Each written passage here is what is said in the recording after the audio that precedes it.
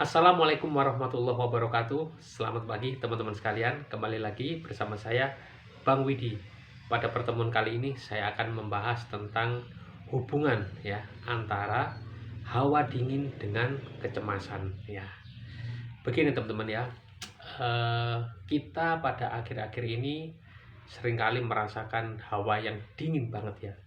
Biasanya itu dimulai dari pukul 2 atau pukul 3 dini hari sampai pukul 8 pagi atau bahkan pukul 9 pun masih terasa dingin ya teman-teman ya.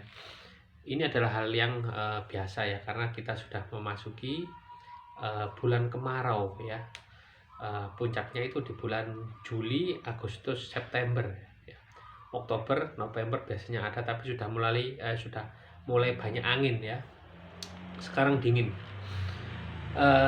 Biasanya teman-teman ya, untuk orang yang punya gangguan asam lambung kayak saya misalnya ya, yang suka sembuh kambuh, biasanya kalau kena cuaca dingin ini kambuh ya, padahal makan sudah dijaga ya, dan juga pikiran pun tenang-tenang saja, tetapi kenapa kok seringkali lambung ini terasa nggak enak gitu ya.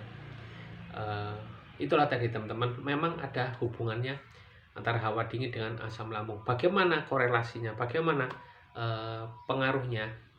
Bagaimana jalan runtutannya? Mengapa bisa hawa dingin ini mempengaruhi asam lambung? Begini teman-teman ya. Beda sekali ya antara hawa dingin pagi ini dengan contohnya seperti hawa dingin ketika sore pada waktu hujan ya. Biasanya ketika waktu hujan itu nggak seberapa mempengaruhi, tapi kalau hawa dingin pagi ini ke badan ini langsung nggak enak ya, malah nggak berani keluar rumah. Bagaimana saya mengawalinya ya? Begini teman-teman, orang yang menderita gangguan asam lambung itu kan seringkali mengalami kecemasan ya, mengalami pikiran-pikiran negatif yang nggak jelas ya. Inti dari kecemasan itu mengkhawatirkan bahwa tubuhnya ini ada apa-apa gitu. Intinya seperti itu, cemasnya kan itu ya teman-teman.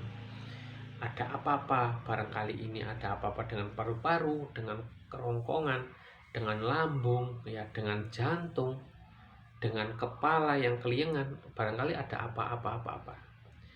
Intinya cemasnya karena itu, karena takut ada penyakit berat ya, yang mana penyakit itu akan sangat mempengaruhi kualitas hidup kita, sehingga kita menjadi pesakitan, langganan dokter atau masuk rumah sakit, atau kita menjadi tidak bisa bekerja ya, akhirnya kita menyusahkan orang lain ya. Takut sekali seperti itu ya, intinya dari cemasnya seperti itu ya. Nah, ini awalnya ya. Kemudian intinya kecemasan itu adalah mode dari otak untuk melindungi diri, kemudian bertahan. Karena dengan cemas itulah orang itu awalnya mengantisipasi atau menghindari. Itu adalah mode alami dari otak ya. Karena ada suatu serangan, ada sebuah rasa sakit, kemudian otak itu bekerja secara otomatis ya teman-teman ya. Ini ada seperti ini, ada ancaman ya. Berarti kita itu harus tegang ya, harus bereaksi. Reaksinya berupa cemas-cemas itu teman-teman ya. Nah, ketika udara dingin ya, itu otomatis sensor-sensor saraf di kulit kita itu akan menerima rangsangan berupa udara yang dingin ya, atau angin yang dingin. Nah, itu. Dan itu dibaca oleh otak sebagai sebuah gangguan. Nah, dibaca sebagai gangguan, akhirnya kita menjadi tidak enak badan. Dan otak kita itu sebenarnya sudah kelelahan ya, karena hampir setiap hari atau selama bertahun-tahun terlalu sering menerima sensasi rasa sakit, terutama dari lambung ya, yang sudah misal nih total dari awal sakit lambung sampai hari ini misal sudah 3 tahun ya.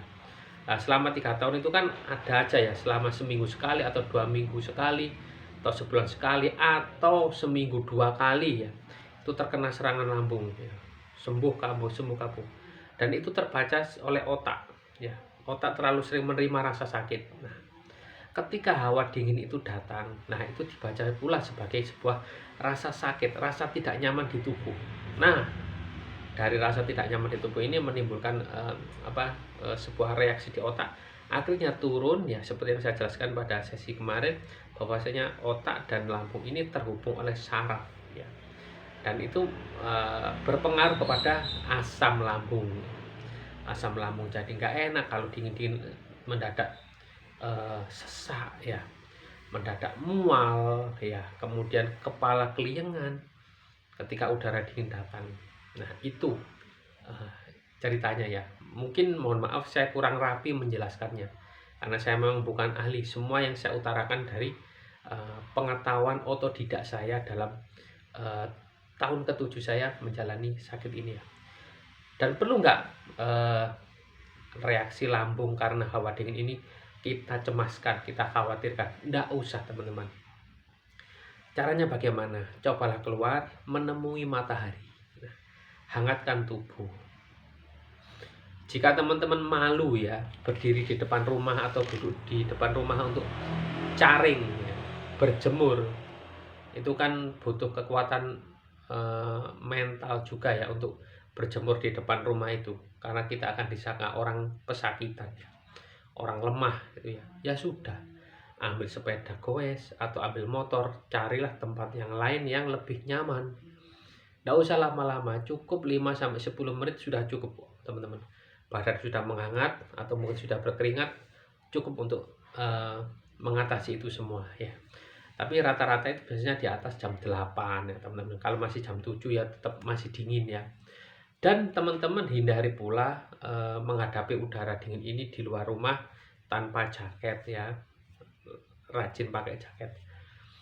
Percuma pula ya teman-teman kalau masih jam 5 atau jam 6 itu keluar rumah mencari matahari, percuma ya. Sebaiknya lakukan itu di atas jam 8 ya, karena sudah mulai ada matahari, sudah mulai menyengat itu teman. Itu enak rasanya ya, kayak jam-jam contohnya jam 10, enggak apa-apa, enggak masalah gitu. Kadang jam 10 pun masih dingin. Ada angin dingin yang semilir ya, sepoi-sepoi, tapi sepoi-sepoinya itu sepoi-sepoi dingin ya. Sampai telapak tangan ini dingin, dan kemudian gampang sering kencing ya, sering buang air. Memang itu reaksi alami ya dari tubuh. Enggak masalah, enggak usah dikhawatirkan ya. Seringkali itu kayak saya awal-awal dulu, waktu udara dingin kok jadi sering kencing ya. 1 jam sampai 3 kali kadang ya, khawatir kok ini kayak mirip ciri-ciri orang diabetes, ciri-ciri orang kena kencing manis gitu ya. Setelah mengetahui kadar gula darah, oh ternyata aman-aman saja gitu, ternyata tidak ada masalah. Itu memang reaksi tubuh yang belum kita pahami, sehingga kita panik, kita cemas, memicu asam lambung ya. Nah kalau sudah tahu seperti ini, teman-teman nggak usah panik, biasa saja ya. Cari yang hangat-hangat ya, cari kompor ya. Tangannya taruh di atas kompor ya, biar hangat tuh. Yang paling baik ya dengan matahari itu, atau minum minuman yang hangat ya, seperti jahe hangat ya, seperti itu. Jangan teh, jangan kopi itu teman-teman ya. Oke, semoga dipahami ya hubungan antara hawa dingin dengan asam lambung ya, serta kecemasan ya. Memang hawa dingin, kecemasan, dan asam lambung ini berurutan ya, dari hawa dingin dulu, kemudian mempengaruhi pikiran, mempengaruhi asam lambung ya. Asam lambung keluar, terasa nggak enak, kembali lagi ke atas, bikin panik, tidak muter terus seperti itu. Kalau nggak diputus, nggak paham-paham, nggak ngerti-ngerti, akan terus muter gitu ya dari tahun ke tahun ya, nggak selesai-selesai. Ingat teman-teman, rasa sakit itu akan tetap hadir kok ya, percayalah. Jangan berharap teman-teman bebas dari rasa sakit, rasa nyeri atau apapun itu ya. Bersahabatlah, karena mau nggak mau kita memang terpaksa harus menerimanya ya. Kayak seperti sekarang ini kena hawa dingin, badan nggak enak, lambung jadi nggak nyaman, kepala jadi pusing atau kelingan. Memang seperti itu ya, terima saja. Nggak usah terlalu dibenci ya, sampai masalah kedinginan yang bikin lambung nggak enak gini aja harus periksa ke dokter, minum obat. Berapa yang harus kita habiskan ya, kalau biaya masih bisa kita cari. Bagaimana dengan kondisi di dalam tubuh kita yang terlalu banyak terisi obat-obatan. Padahal sebenarnya itu masih bisa kita tahan ya, masih bisa kita siasati ya, masih bisa kita taklukkan dengan satu, dengan kesabaran, kemudian kedua dengan pengetahuan ya. Kalau memang udara dingin, pakai jaket, kemudian carilah matahari, kemudian jangan pernah lapar ya, ini penting sekali ya untuk anxiety, untuk kecemasan. Jangan pernah lapar ya, jangan pernah perut kosong, isi ya. Perut nggak enak, kena dingin-dingin, isi ya dengan nasi, dengan lauk-lauk yang aman ya. Itu aja teman-teman pesan dari saya. Kita masuk kepada kesimpulan. Akhir-akhir ini hawa dingin akan setiap hari menyerang kita ya. Mungkin sampai 2 atau 3 bulan ke depan ya. Dalam masa-masa hawa dingin seperti ini, teman-teman nggak perlu panik ya. Kalau lambungnya kumat, kepalanya keliangan, nggak usah terlalu panik ya. Solusinya jangan sampai perutnya kosong, isi dengan makanan, nggak masalah ya. Makan jam 5 pagi, kemudian makan lagi jam 7, makan lagi jam 9 ya, dengan porsi yang sedang ya, atau sedikit, nggak ada masalah. Kemudian kalau matahari sudah keluar, sudah panas, cari matahari ya, nggak harus berjemur, nggak harus berjemur itu ya, justru nanti malah bikin stres. Karena apa? Dikira orang pesakitan.